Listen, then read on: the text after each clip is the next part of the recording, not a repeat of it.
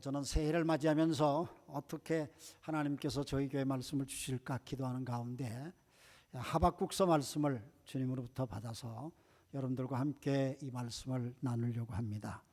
설교에 대한 이해는 저는 하나님께서 말씀을 주셔서 이 말씀을 성도들과 함께 이렇게 나누는 것이라고 저는 생각합니다. 목사가 하나님의 말씀을 일방적으로 선포하고 끝나는 것이 아니고 말씀을 나누는 거라고 생각을 할 때에 하박국서라고 하는 구약 성경 3장으로 되어 있는데요. 굉장히 짧습니다. 예언자 이름이 하박국입니다. 근데 이 하박국이라는 이름이 자체가 뭔가 품고 있는 자 뭐 이런 뜻이라고 합니다. 한마디로 말하면 예언자 이 하박국은 뭔가의 뜻을 품고 하나님 앞에 이 문제를 해결하고자 하나님 앞에 이렇게 나아갔던 내용들을 하나님께로 받은 말씀을 정돈해서 우리에게 성경으로 남겨주었습니다. 예언자 혹은 선지자로 말하는 이 하박국의 활동했던 시대는 구약의 유대왕 여호야김 시대인데요. 이 여호야김의 왕은 25살의 왕이 되어서 11년 동안 통치를 합니다마는 11년간의 통치 기간 동안에 아주 악하고 나쁜 짓을 많이 해서 하나님의 마음을 괴롭히고 또 많은 백성들을 어렵게 만들었던 왕이었습니다. 어느 정도로 이 사람이 나쁜 일을 했는가 하면 기록된 말씀을 통해서 보면은 그 당시에 또 다른 선지자 에레미야라는 선지자가 있었는데 이 선지자가 하나님의 말씀이 기록되어 있는 두루마리 성경을 가지고 그걸 읽어서 이렇게 선포를 하니까 이 여호야김 왕이 그 두루마리 성경을 빼앗아 가지고 불에 태워버려요. 그럴 정도로 하나님을 아주 대항적이고 파괴적인 그런 인생을 살았던 인물입니다. 그래서 하나님께서는 바벨론이라는 나라를 하나님께서 들어서 이 유다 왕국을 심판을 하세요. 여러분이 아시다시피 바벨론이라고 하는 나라가 본래부터 강대했던 나라가 아닌데 어느 날 바벨론 나라가 아주 강대한 나라가 되더니 느부갓네살 왕이라는 때에 기원전 605년이니까 지금부터 상당히 뭐 2600년 이상 전 얘기죠. 그 바벨론이 느부갓네살 왕 때에 유다 왕국을 침공을 해가지고 유대왕 여호야김을 붙잡아서 바벨론으로 끌고 갑니다. 그때 많은 젊은이들이 함께 끌려가죠. 성경에 나오는 다니엘이라고 하는 젊은이를 비롯해서 많은 사람들도 소위 왕족들과 귀족들을 많이 바벨론으로 끌고 갑니다. 한마디로 말하면 유대에게는 나라를 이끌 만한 지도자가 다 없어져 버리고 절망적인 그런 상황이 됐죠. 그런데 이런 절망적인 상황이 오기 전에 이미 그때가 올 것이라는 걸 내다보면서 선지자 하박국은 하나님 앞에서 몸부림을 치는 이 절망적인 상황 속에서 우리가 어떻게 해야 되겠습니까? 하는 말씀으로 하나님 앞에 나아가는 것을 하박국서 1장, 2장, 3장을 읽어보면 알 수가 있습니다. 특별히 첫 번째로 오늘 저는 말씀을 통해서 3장 2절에 보니까 2절 서두에 보니 주님 내가 주의 명성을 들었습니다. 주님께서 하신 일을 보고 놀랍니다. 이 말을 보니까 이 선지자 하박국은 하나님의 말씀을 들었어요. 소문을 들었어요. 하나님이 하시는 일을 들었어요. 그래서 우리가 하나님의 음성을 듣는 것 자체도 두려운 일인데 그 하나님이 어떤 일을 하시는가 하는 사실을 기억할 때 이 예언자 하박국의 마음속에는 굉장히 문제의식이 위기의식이 생겼던 겁니다. 이 유대 백성들이 소위 우리나라가 이렇게 살아서는 안 될 텐데 이렇게 살아서는 언젠간 돌이킬 수 없는 하나님의 심판을 받을 텐데 그런 문제의식을 하박국은 가지면서 하나님 앞에 나와 있는 모습을 봅니다. 그래서 오늘 저는 3장 2절에서 나오는 하박국 예언자의 문제의식에 대해서 우리가 같이 생각하면서 오늘 우리들이 어떤 문제의식을 가지고 사는가 하는 사실을 먼저 점검해보고 싶습니다. 문제의식이 있는 사람과 문제의식이 없는 사람은 너무나 차이가 납니다. 2년 전에 조그마한 학교를 저희 교회가 시작을 해서 제가 주관하는 그곳에서 학생들하고 지내고 있지 않습니까? 그런데 중학교 학생들을 지금 같이 지내고 있는데 이 중학교 학생들한테 제일 처음에 중요한 게 왜 내가 공부를 해야 되는지, 그 어떤 문제의식이 없는 학생들은 공부에 대한 취미도 안 생기고 흥미도 없어요. 왜 내가 공부를 해야 되는지 의욕이 없어요. 그러니까 동기부여가 모티베이션이 없어요. 그러니까 뭐 해야 되겠다는 의욕이 없는 거야. 특히 이 전체 학생들 가운데 한 4명 정도가 한국 학생이 있어요. 그 중에 한국 학생이 있는데 어떤 한국 그 학생은 왜 내가 일본에 와서 왜 내가 어려운 한자까지도 배워야 됩니까? 이유를 모르겠습니다.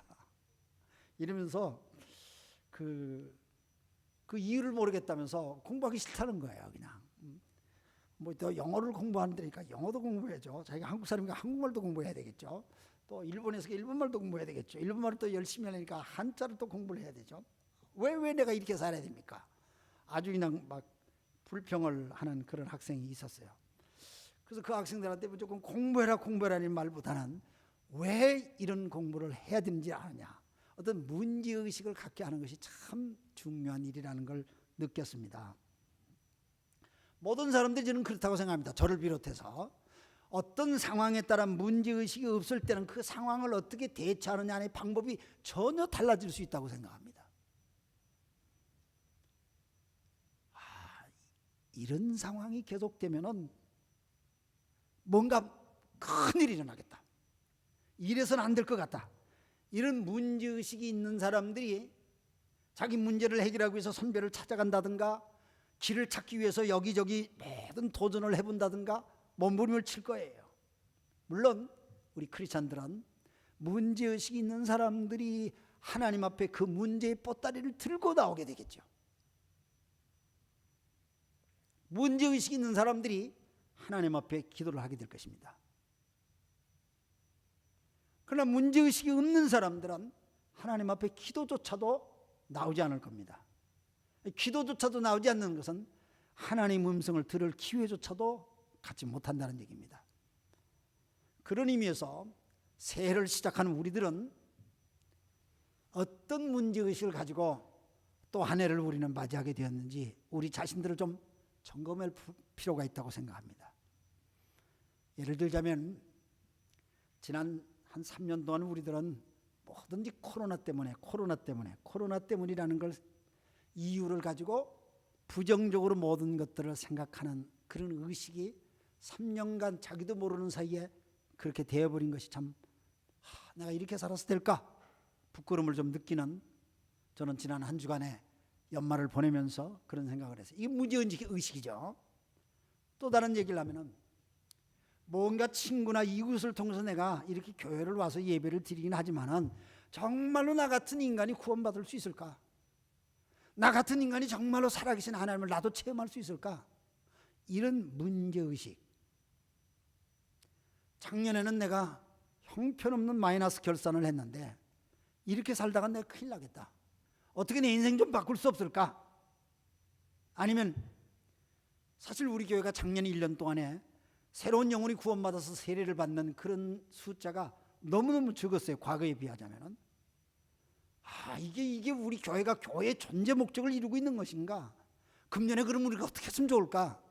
이런 것들이 우리들 속에 있어야 될 문제의식의 또 하나의 얘기가 아닌가 생각됩니다. 이런 문제의식이 있을 때 우리 그리스도인들의 첫 번째 나타나는 현상이 하나님 앞에 나아가서 하나님께 묻는다는 겁니다. 기도한다는 겁니다. 그게 하박국 1장입니다. 하박국 1장이에요. 하박국 1장 1절부터 하박국 이 선지자는 하나님 앞에 문제를 들고 나서 하나님 앞에 막 호소하는 거예요. 그냥 막 하나님 이래서 어떡합니까? 하나님 이래서 어떻게 하겠어요? 하나님 앞에 호소하는 거예요. 하박국 선지자가 들고 나온 문제는 뭡니까? 하나님, 유대 백성이 하나님이 선택한 선민 아닙니까? 근데 그들이 이렇게 죄를 짓고 타락했어요. 왕으로부터 시작해서 모든 사람들이 이렇게 타락을 했어요. 하나님 어찌 가만 계십니까? 하나님 이럴 수가 있겠어요? 하나님 이렇게 내버려도 되는 겁니까? 이렇게 하나님 앞에 묻습니다. 이런 하박국 선지자의 기도 앞에 하나님의 응답이 오기를 하박국 1장에 보면은 반드시 내 이 백성들을 심판할 것이다. 그냥 심판 아니고 바벨론이라는 나라를 들어서 이 백성을 내가 심판할 것이다. 하나님께서 그 심판에 대한 얘기를 선언하세요.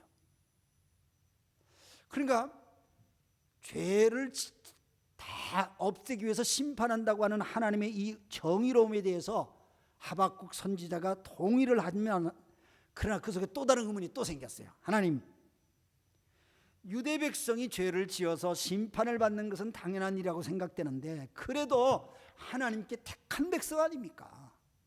하나님께 택한 백성인데, 하나님을 전혀 알지도 못하고 더 악한 저 바벨론이라는 나라를 들어서 선민 유대 백성을 심판한다고 하니 이게 도대체 어떻게 된 일입니까?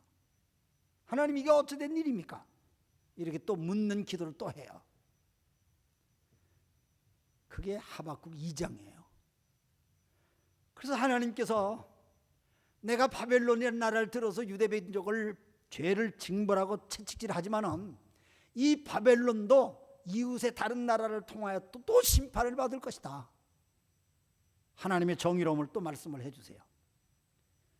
그 말을 듣고 있던, 하나님 말씀을 듣고 있던 이 하박국이 또 의문이 생기는 거야. 하나님, 이 나라도 망하고 저 나라도 망하고 다 앞뒤 모든 나라들이 다 망하고 세계가 다 이렇게 망하고 혼란 속에 산다면은, 이렇게 참 어려운 세상이 되어버린다면은 하나님을 믿는 이 백성들은 도대체 어떻게 살면 좋겠습니까? 세상이 너무 어렵지 않습니까? 그럼 우리는 어떻게 살았으면 좋겠습니까? 하나님 앞에 또 하박국 선지자가 또 물어요.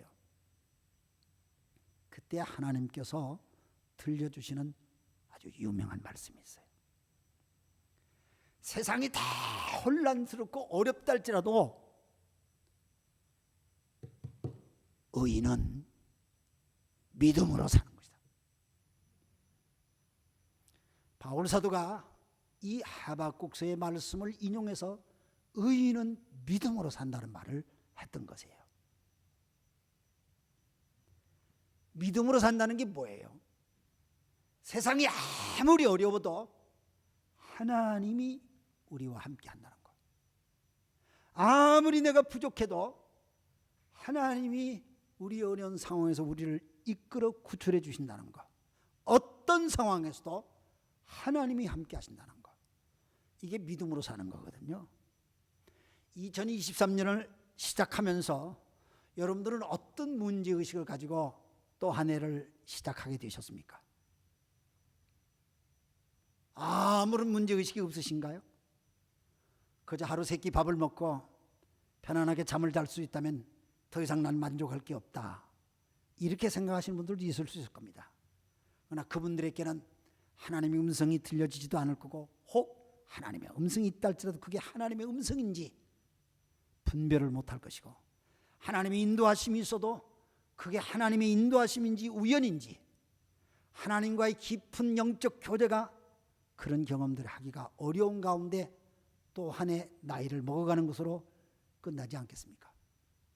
그러나 역사에 많은 흔적을 남겼던 우리의 신앙의 선배들을 보면은 항상 그 시대의 문제를 품고 하나님 앞에 나와서 하나님의 인도를 받아 새로운 시대를 열었던 것들을 우리는 경험하고, 그 은혜를 오늘 우리가 누리면서 오늘 우리는 새해를 맞이하게 된 것입니다. 하박국 선지자는 문제의식이 있었기 때문에 모든 문제를 하나님 앞에 들고 나와서 하나님 앞에 부르짖게 되는 것이 두 번째 주시는 메시지입니다. 하박국은 어떤 기도를 하나님 앞에 합니까? 그거는 오늘 2절 말씀에 보니까, 그 뒤에 보니까 주님의 일을 우리 시대에 새롭게 하여 주시옵소서. 주님의 일을 우리 시대에 새롭게 해 주옵소서.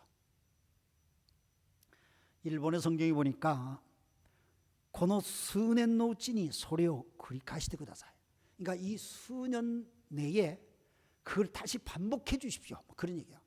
반복이라는 이 말을 하는데 우리 한글 쓰는 새롭게 해달라는 말 번역되어 있죠. 영어 성경에 보니까 renew라는 말을 썼어요. 그래서 저는 이 말은 하나님께서 우리에게 새롭게 부응을 해주신다고 하는 것을 요청하는 그런 하박국의 기도로 들려집니다. 다시 말하면 하나님, 우리가 주님의 일에 대한 소문을 들었습니다. 그리고 주님께서 우리를 새롭게 해주실 것이라는 우리는 믿습니다. 그러니 하나님, 이 유대 백성들을 새롭게 해 주시옵소서 하는 그런 기도로 들려져요. 여러분, 이 본문을 가지고 많은 목사님들이 수년 내에 부흥케 하시옵소서 뭐 이런 설교들을 많이 하시는 걸로 합니다. 부흥이라는 말 속에 우리는 많이 귀가 쫑긋해서 이 본문에 대한 것을 오해할 수도 있습니다. 부흥은 무조건 숫자를 많이 하는 게 부흥이고, 부흥은 무조건 우리의 삶이 형편이 넉넉해져서 풍성해지는 것이 부흥이라는 생각을 할 수가 있는데, 오늘 말씀을 문맥적으로 하박국 1장, 2장, 3장으로 쭉 연결해서 보니까 여기에 말씀을 우리에게 우리 시대에도 새롭게 해달라고 하는 이 리뉴얼 리바이벌, 이 말은 하나님의 말씀, 하나님의 계획, 하나님의 뜻이 우리들 속에 철저하게 다시 지켜지고 완성되게 해주옵소서. 하나님의 말씀이 우리의 삶 속에 이루어지게 해주시고, 과거에 하나님께서 우리를 통해서 역사했던 그 시대가 다시 오게 해주시고, 하나님의 말씀이 다시 확인되게 해주시옵소서. 그것이 일어나게 해주옵소서. 이 부흥을 의미하는 것입니다. 그러니까 여기에서는 숫자적으로 늘어나고, 여기에서는 어떻게 되면서 물질적으로 그래 풍요해지는 부흥을 의미하기보다는 우리가 하나님 앞에 새로워지는 것을 얘기하는 겁니다. 쉽게 좀 설명할까요? 어떤 분이 장사를 하는데 아주 장사가 잘 돼서 아주 돈을 많이 벌었어요. 그런데 몇 년 전부터 장사가 안 돼요. 너무너무 힘들어요. 현상 유지도 안 돼요. 오히려 마이너스예요. 직원들 봉급도 못 주겠어요. 그래서 고민하던 끝에 둘 중에 하나로 하기로 결정을 했어요. 그 둘 중에 하나가 뭐냐면은, 한 가지는 되게 어떤 분들은 이렇게 되면은 시대가 바뀌었으니까 더 이상 이런 사업에서는 안 될 것 같다. 내가 이 가게를 문 닫아야 되겠다 하고 깨끗이 정리하는 그런 방법이 하나 있다고 생각합니다. 또 한 가지 방법은 내가 지금까지 했던 이런 방법은 안 되겠다. 다 바꿔야 되겠다. 그래서 소위 리뉴얼을 하는 거죠. 우리 한국말로 신장 개업을 하는 거죠. 그래서 상품의 리뉴얼을 포함을 해가지고 모든 가게를 다 새롭게 그냥 바꾸는 거예요.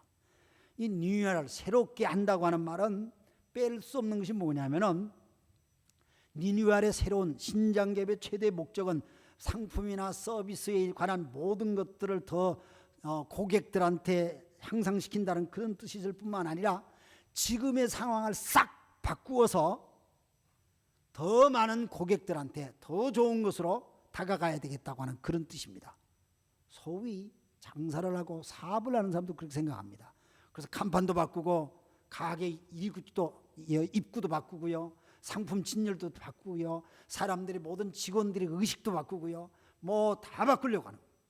그러다 보면 어떤 사람들은 막 가게 집도 다 뜯어버리고 해체시켜가지고 다시 건물도 다시 하고요. 그래서 리뉴얼 하는 거죠. 그래서 다시 번성하는 그날을 기대하는 거죠. 뭐 이런 말과 연결시키기는 좀 거북스럽습니다만은, 하박국 3장에 보면은 유대 왕국에 대한 하나님의 심판이 다가왔잖아요. 하박국 선지자는 하나님의 심판이 심지어 바벨론이라는 나라를 통해서 심판한다는 소리까지 들었으니까, 이 심판은 마치 유대 왕국을 해체시키는 거예요. 유대 왕국을 해체시키는, 완전히 망하게 하는 게 아니라 하나님께서 이걸 해체시키고서는 다시 리뉴얼 시킨다는 거예요. 다시 세우겠다는 거예요. 다시 바꾸겠다는 거예요. 그래서 하박국 3장 11절에 보면 그 하나님의 심판에 대한 두려움을 가지고 하박국 선지자가 이렇게 얘기해요. 주님께서 번쩍이는 화살을 당기시고 주님께서 날카로운 창을 내던지시니 그 빛 때문에 해와 달이 하늘에서 멈추었습니다. 그러니까 빛과 해와 달, 모든 우주가 하나님의 심판 앞에 꼼짝을 못해. 그뿐입니까? 12절에 보니까 주님께서 크게 노하셔서 땅을 주름 잡으시며 진노하시면서 나라들을 짓밟으십니다.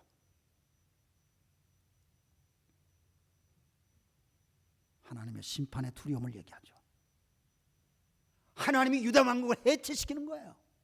하나님이 해체시키는 거예요, 그냥. 그럼에도 불구하고 이 하박국 선지자는 3장 13절에 보면 주님께서 주님의 백성을 구원하시려고 오십니다.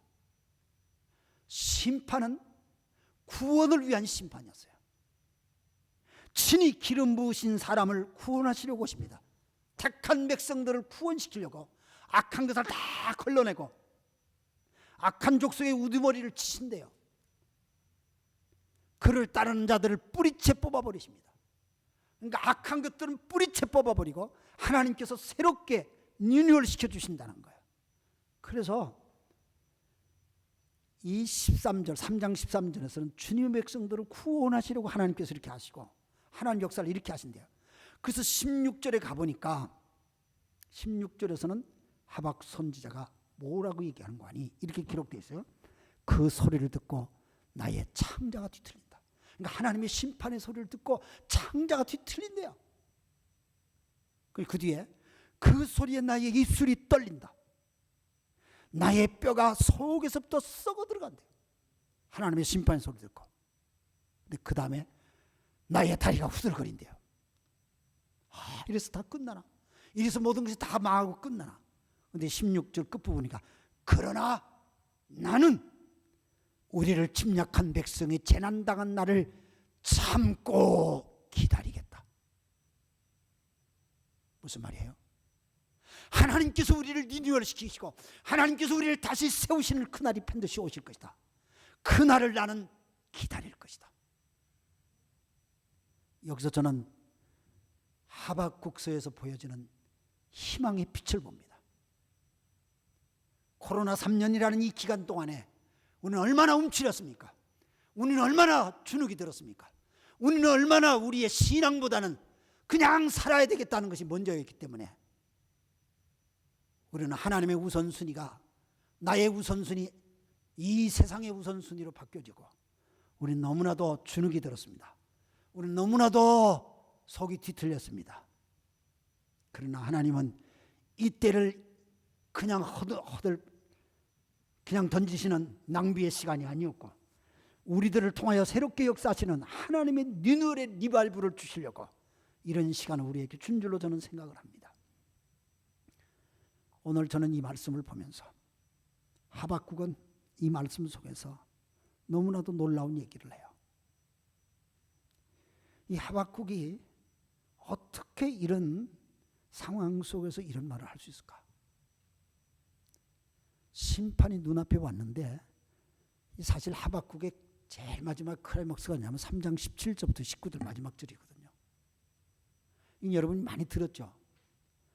무화과 나무에 과일이 없고 포도나무에 열매가 없을지라도 올리브나무에서 딸 것이 없고 밭에서 거둘 것이 없을지라도 우리에게 양이 없고 외양간에 소가 없을지라도 이 찬양도 있잖아요. 나는 주님 안에서 즐거워하련다.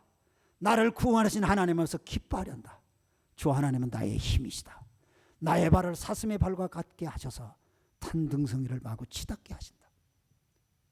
내 현실은 망하는 것이고 내 현실은 열매를 딸 소득이 아무것도 없고 망해가는 나의 현실이지만 그러나 내가 즐거워하고 기뻐 뛰며 춤을 출 것인데 암사서처럼 이 산을 뛰어다니면서 내가 즐거워할 것이다. 여러분 생각해 보세요. 현실은 절망이에요. 심판이 눈앞에 왔으니까. 그런데 어찌 하박국이 그런 찬양을 부르고 그런 절망의 노래 속에서 그런 희망의 노래로 바뀌어질 수 있었을까요? 저는 새해를 맞이하는 우리들이 이 하박국서를 통한 하나님의 소리를 함께 들어야 된다고 생각합니다. 그래야만이 현실적으로 참 안타까워서 염려, 걱정, 불안으로 사는 우리들의 현실 속에서 오늘 하나님의 세미한 그 음성을 가지고 우리가 바라봐야 될 빛의 그 길을 바라볼 수 있고 그리고 그 하나님과 함께 일어설 수 있다고 저는 믿습니다. 무엇 때문에 하박국이 그걸 할 수 있었습니까?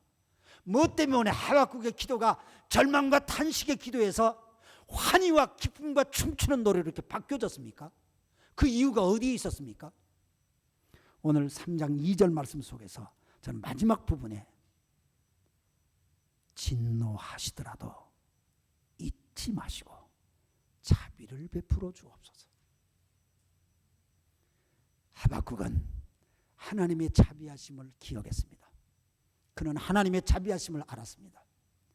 심판하시는 무서운 하나님도 알지만 긍휼히 계시는 그 하나님을 하박국은 알고 있었습니다. 여러분 어떤 하나님을 알고 계십니까? 여러분 어떤 하나님을 알고 계십니까? 안다는 말은 경험한다는 말입니다. 여러분이 무엇을 아십니까? 그건 여러분 무엇을 경험했습니까? 하나님을 어떻게 경험하셨습니까? 심판하시는 무서운 하나님을 경험하셨습니까? 옳습니다. 그러나 하나님이 긍휼히 여기시는, 끝까지 놓치지 않고 포기하지 않으시고 여러분을 거두어 주시고 여러분을 세워주시는 그 하나님을 경험하셨습니까? 하박국은 그 하나님을 경험했기에 마지막 정의의 하나님과 동시에 긍휼을 베푸시는 그 하나님을 그는 기억하고 그 하나님의 빛의 소망의 소리 앞에 그는 일어섰습니다. 여러분들도 잘 아시는 이사야 49장 15절 말씀에 보면은 이런 말씀이 있습니다. 어머니가 어찌하여 젖먹이를 잊겠느냐? 자기 태에서 낳은 아들을 어찌 긍휼히 여기지 않겠는가? 비록 어머니가 자식을 잊어버린다 할지라도 나는 절대로 너를 잊어버리지 아니하리라. 하나님의 말씀입니다. 하나님께서 그렇게 말씀하세요. 세상의 어머니가 어떻게 자식을 잊어버릴 수가 있어요?